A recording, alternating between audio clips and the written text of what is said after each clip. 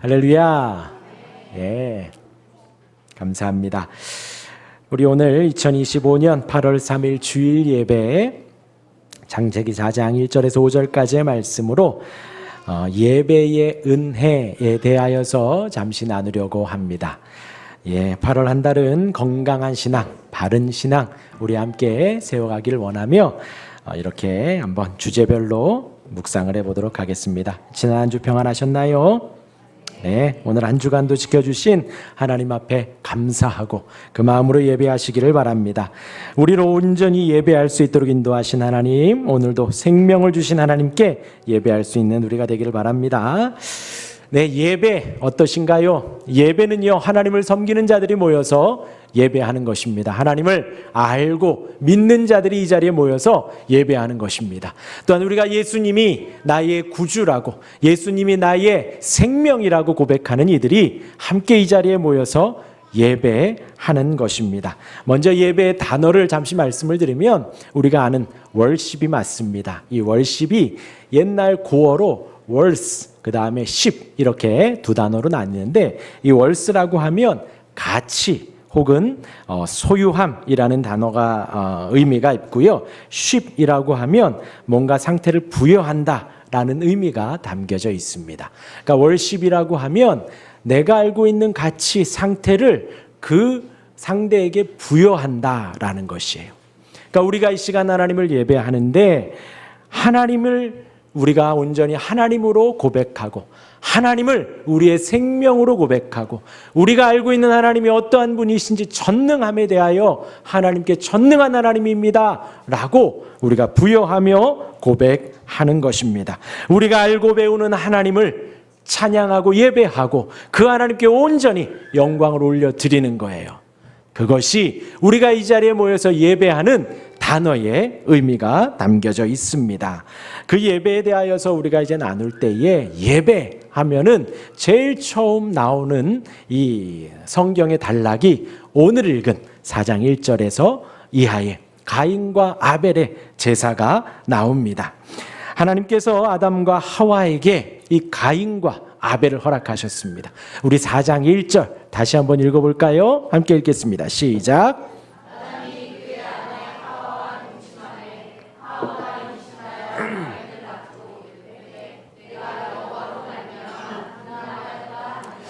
하나님께서 아담과 하와에게 에덴 동산을 주시고 행복하게 살아라 했습니다. 단 하나 선악과만 먹지 말라고 하셨지요. 그런데 따먹었습니다. 먹고 나서 하나님이 그들을 하나님과의 유일한 약속, 하나의 약속을 했는데 그 약속을 어긴 죄를 범한 그 아담과 하와를 하나님이 책망하거나 쫓아내지 않으시고, 물론 에덴 동산에서 쫓아났지만 하나님은 그들을 용서해 주셨습니다. 용서해 주시며 3장 15절에 원시 복음을 허락하셨지요. 여인의 후손이 나와서 뱀의 머리를 상하게 할 것이다. 앞으로 그가 그렇게 구원할 거다라는 말씀을 하나님께서 허락을 하셨습니다. 그리고 나서 하나님이 그들에게 가죽옷을 지어 입혀 주셨습니다. 그들이 이제 부끄러워하지 아니하였는데 죄를 짓고 나니 부끄러움이 보이고 상대의 벌거벗은 모습이 보이니 나뭇잎으로 가리고 있는데 하나님께서 그런 그들을 부족함을 채워주신 거죠. 무엇으로요? 가죽 옷을 지어 입혀 주신 것입니다. 가죽 옷을 어떻게 만들까요? 그냥 가죽이 이렇게 널려져 있는 거 하나 따다가 주었을까요? 아니지요. 동물을 잡아 피를 내고 죽여 가죽을 벗겨서 그들에게 입혀 준 것입니다. 한 동물이, 그 생명이 보살피고 다스려라 하나님 명한 그 동물이 죽음을 당한 거예요. 그리고 하나님은 그들에게 알려주셨겠지요. 이제 너희가 죄를 범했으니 너희 모습 그대로 하나님 앞에 나오지 못한다는 것입니다. 하나님 앞에 나오려면 이렇게 생명이 피를 흘려야 하고 생명이 죽어야 한다는 것이에요.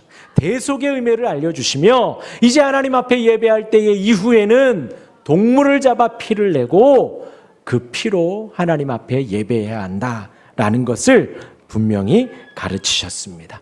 그리고 이제 4장이 시작돼요. 아담과 하와 사이에 가인과 아벨이 나왔어요. 근데 가인을 낳았는데 이 둘이 뭐라고 했다고요? 여호와로 말미암아 득남하였다. 얼마나 감사한지, 하나님이 자식을 주니 하나님이 주셨구나 하며 하나님께 영광을 돌린 거예요. 혹 오해했을 수도 있죠. 이 가인이 하나님이 허락한 여인의 후손이 아닐까라고 생각했을 수도 있습니다. 어떠한지 모르지만 그 첫 아이를 낳고 기뻐하고 즐거워하고 행복해했다라는 것이죠. 그리고 또 둘째 아벨을 낳았습니다. 그리고는 그들이 자라 예배를 하게 되었지요. 가인은 자신의 첫 소산으로, 땅의 소산으로 제물을 삼아 여호와께 드리고, 아벨은 양의 첫 새끼와 기름으로 드립니다. 그리고 그 결과는 매우 상반되지요. 하나님께서 아벨과 그의 제물은 받으셨으나 가인과 그의 제물은 받지 않으셨다라고 했습니다. 무엇과 무엇이지요? 아벨과 그의 제물은 받으셨고 가인과 그의 제물은 받지 않으셨다라는 거예요. 이 문구에는 많은 의미가 담겨져 있습니다. 우리가 이 시간 예배하지요. 예수님의 이름으로 예배하고 삶 위로 계신 일체의 하나님을 예배합니다. 온 땅에 창조주 하나님, 그 능하신 하나님을 우리가 이 시간 찬양하며 찬송하며 묵상하고 예배합니다. 우리가 그 하나님을 예배할 때에 이 한 시간의 예배만을 받으시는 것이 아니라는 거지요. 그 아벨의 인생을 받으셨다라는 것입니다.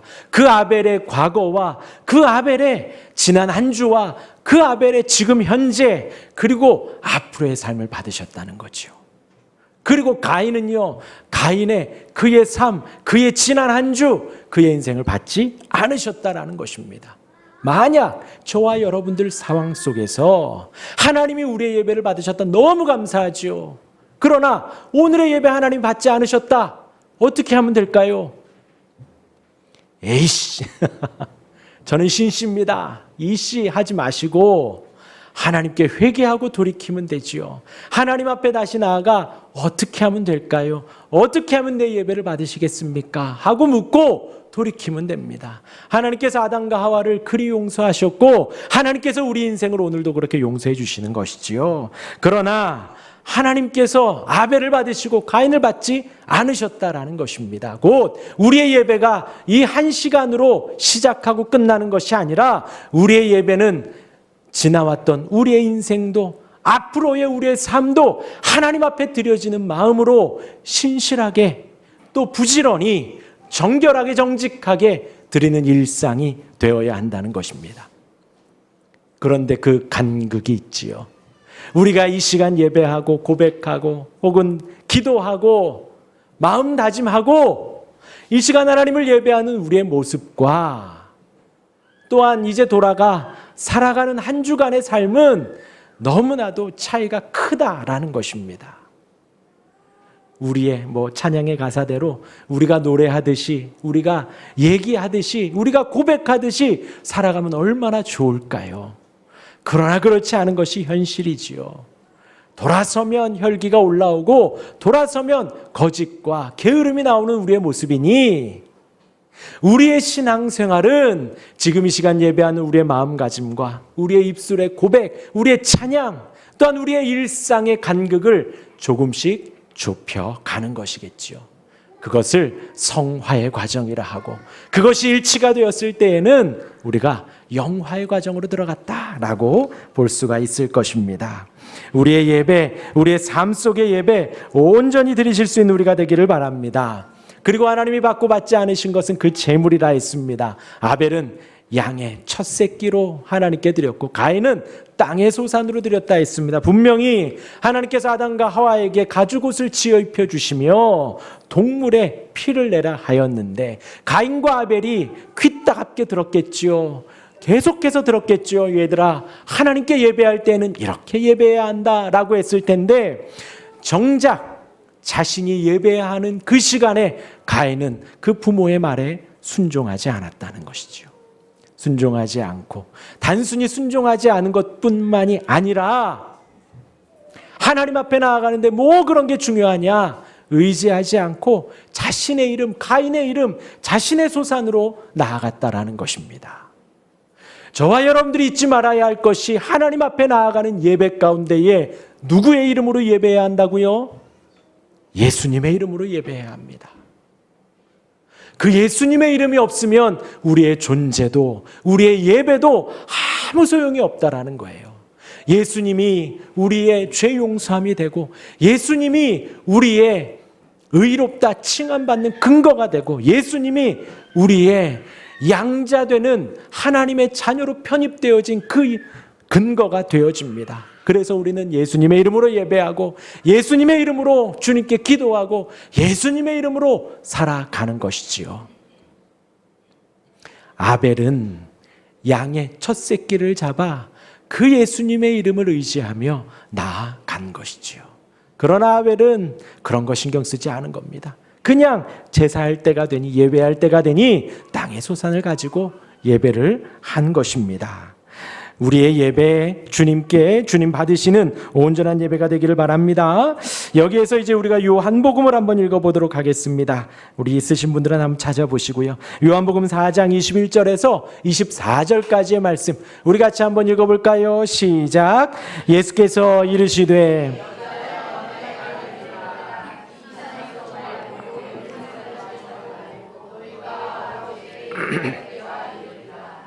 너희는 알지 못하는 것을 예배하고 우리는 아는 것을 예배하노니 이는 구원이 유대인에게서 남이라.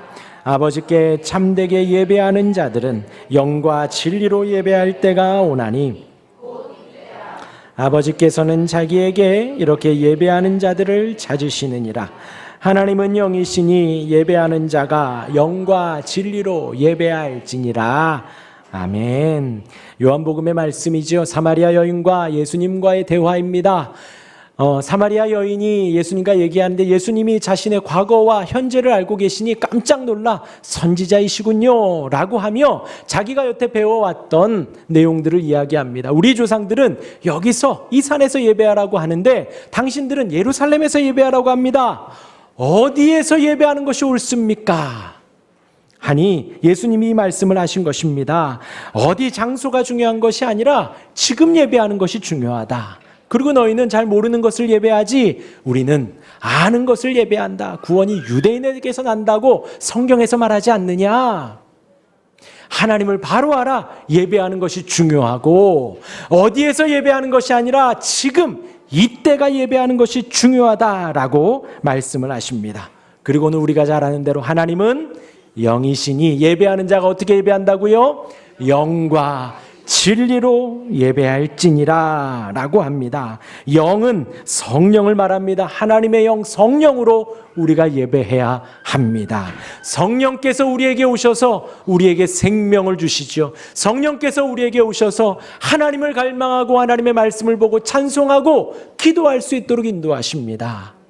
그 성령으로 우리가 예배를 합니다. 그 성령이 우리로 죄 용서함의 확신을 주시고요. 그 성령께서 우리로 하여금 의롭다 해주시는 고백을 얻게 하고 그 성령께서 우리로 하여금 양자됨의 확신으로 하나님 아버지께 담대히 나아갈 수 있도록 인도해 주시는 거예요. 그 성령의 예배, 하나님을 바라고 하나님을 사모하고 있다라는 것입니다. 지금 이 시간 여러분들 앉아 계시지만 마음으로 하나님을 사모하며 하나님을 바라며 영의 예배를 드리는 것입니다. 또한 진리라 했지요. 진리는 예수 그리스도를 말하고 진리는 오직 성경을 말합니다. 하나님의 말씀으로 계시되어진 그 주님을 바라며 우리가 영으로 예배하고 예수님 그 주님만을 바라며 우리가 영으로 예배하는 것입니다. 이제 말씀드린 이 요한복음 4장의 말씀과 영과 진리로 예배해야 한다. 그리고 가인과 아벨을 한번 대입해 보시기를 바랍니다. 하나님께서 받으신 아벨의 예배. 아벨은 그 자리에서 지금 이 예수님의 말씀을 알지는 못했겠지만 그리고 저와 여러분들이 고백하는 대로 예수님을 이 아벨은 알지는 못했을 거예요. 그러나 여인의 후손 가운데 올 그 메시아를 사모하며 하나님을 갈망하며 양을 잡았을 것입니다. 그리고 아담과 하와에게서 배운 대로 하나님 앞에 예배를 했겠지요. 그 예배를 하나님은 아벨을 받으시고 가인을 받은 것이지요. 제물을 받은 것이지요. 또 가인, 그렇게 예배하지 않은 하나님은 전혀 관심이 없고, 보세요. 바로 예배를 받지 않으니 아벨이 어떻게 했다고요? 분하여 안색이 변했다라는 거예요. 평소에 하나님을 향한 마음과 하나님을 갈망하는, 우리 하나님은 사랑이라고 했잖아요. 우리 하나님은 평강 그 자체 본질이시며 근원이시라고 했잖아요. 저와 여러분들이 하나님을 만나면 사랑이 풍성해지고 평강이 풍성해지는 것입니다. 그러니 가인이 하나님 이 제사 가운데 하나님을 만나지 못하니, 하나님이 받지 않으시니 그 다음에 뭐라고요? 안색이 변하여 툴툴대는 거예요. 그리고 그 다음은요, 아벨을, 자기의 사랑하는 동생을 죽이는 일까지, 그러한 죄악까지 범하게 되었다는 것입니다. 우리가 하나님 앞에 온전히 예배하는 우리가 되기를 바랍니다. 영과 진리로 예배하는 우리가 되길 바라고, 우리의 삶과 믿음으로 예배하는 우리 모두가 되시기를 주님의 이름으로 축원합니다. 우리 하나만 더 살펴보겠습니다. 우리 웨스민스터 신앙고백서 21장에 보면 예배와 안식일에 대하여 기록을 하고 있습니다. 총 8절을 말을 하고 있는데, 잠시 요약해 말씀을 드리면 1절에서는 하나님 한 분만을 경외하고 사랑하고 찬송하고 섬기라고 하고, 하나님을 아는 것은 어디에서만 가능하다? 성경에서만 가능하다라는 거예요. 그러니까 성경에 기록된 하나님, 그 하나님을 예배하라는 것이지요. 인간이 상상하고 인간이 고안해낸 어떤 형상, 그런 것으로 예배의 대상을 삼지 말라고 합니다.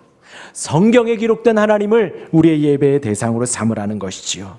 또한 성부, 성자, 성령 삼위 하나님께만 드려야 하고, 우리의 중보자는 오직 예수 그리스도, 예수님 한 분뿐이란 것을 잊지 말라고 이야기를 합니다.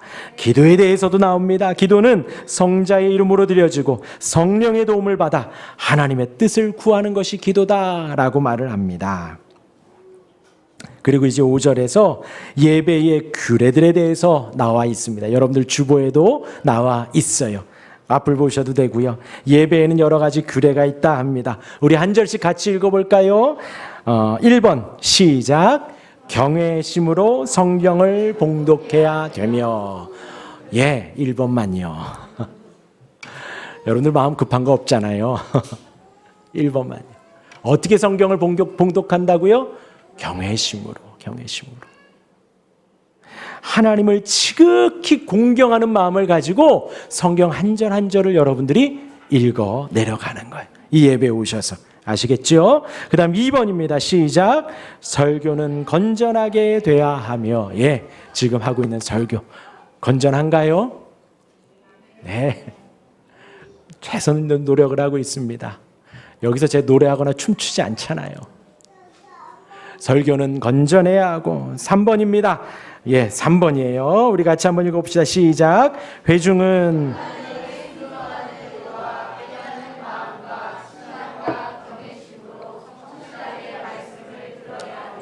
방금 전엔 설교자를 말했고, 회중, 여러분들을 말을 합니다. 그 설교를 들을 때에 어떠한 태도로요? 하나님을 순종하는 태도. 어떤 마음이요?